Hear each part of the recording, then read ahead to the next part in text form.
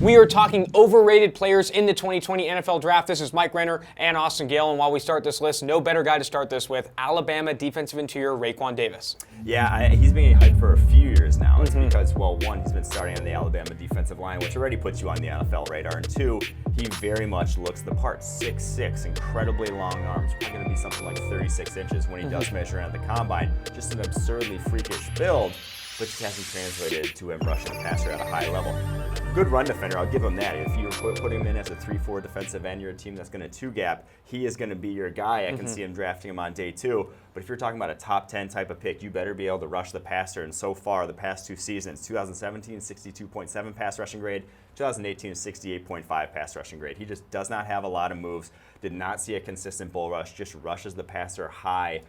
I just don't see it at this point. Again, he can. All these guys in this list can prove us wrong. We're willing to change our opinion if you show it to us on the football field. He just hasn't shown it to us yet. Can't scout the helmet and can't scout the size with this guy. He's got to rush the passer playing defensive interior in today's NFL. Going to the next guy on this list, another big-bodied dude, great frame, Trey Adams, Washington. A little overrated right now. Yeah, you can see why he gets hyped. 6'8", 315, with the movement skills to play tackle at the NFL level. They're, good Lord, only made so many guys that can move at that size. There's just not enough, and that's why once you get on the NFL's radar, guys hope, coaches hope that they can teach you how to pass protect. But pass protection is still a learning skill, and with his injury history and what we've seen from him on the football field, I'd be wary of taking him highly. Serious knee injury back in 2017, and then a neck injury this past season, and then when he came back from that neck injury, saw the bowl game against Chase Young, who just gave him the business. That's a sophomore. Imagine him going to the NFL level and what it's going to look like there. 5 pressures in that game. Had a 52.4 overall grade in his limited action this past season.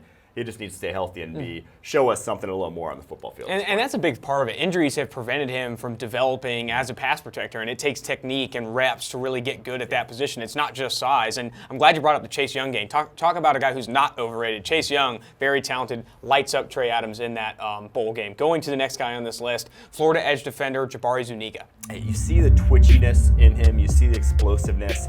Well, I'm always worried of edge defenders who can't win the edge consistently, can't win from the outside. A lot of his best reps came when he kicked on the interior, going up against guards. That's such a limited part of the NFL game. Once you get to the NFL, you have to be able to win off the edge and around the outside of tackles because they're not going to open up the gate inside like a lot of college offensive linemen will.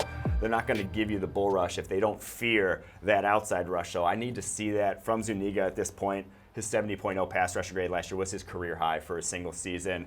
It just hasn't produced yet. And again, our pass rushing grades have been very predictive from college to the NFL. Not a lot of guys have been the exception of low pass rushing grades in college and then all of a sudden turned it on once they get to the NFL. Especially when you lack juice. He doesn't have a ton of juice. You look at Danielle Hunter, he's a guy that maybe didn't have great pass rushing grades, but he had all the athleticism in the world. With Zuniga, it's a different story. Going to the only quarterback on this overrated list, a guy that looks the part. A ton of these guys look the part. Kellen Mond, Texas A&M. Yeah, and you see the highlights. You see him getting outside the pocket, making these throws down the field, these big-time throws that you love to see. But still, a lot of the NFL game, if you're not a freakish athlete, if you're not Lamar Jackson, if you're not on that super high end, which Mond has good athleticism, but he's not on that high end, you still have to be able to win from the pocket. He hasn't done that as of yet. 69.4 grade, went inside the pocket this past season at Texas A&M. That's not going to cut it. The tools are there, but the tools only get you so far. Consistent accuracy, those sort of traits are what we look at immediately right off the bat. He has not showed it yet. Absolutely. Going to Boston College, a running back, that it's easy to fall in love with this guy. 250-plus pounds. He looks fast. He's a bell cow diesel truck running down the middle of defenses. But, again, maybe a little bit overrated, and maybe his skill set not ready for today's pass-happy NFL. A.J. Dillon, Boston College. Sorry. A.J. Dillon, I just, one, the receiving aspect, I don't think you're going to get much, if anything, from him as a receiver. 250 pounds, incredibly fast in a straight line. You ask him to turn even a little bit, things start to change. And this, two, he does not use that 250 pounds to his advantage. He wants to run like a 200-pounder, like a scat back, does not just bury his head, go into the line of scrimmage, will get hesitant.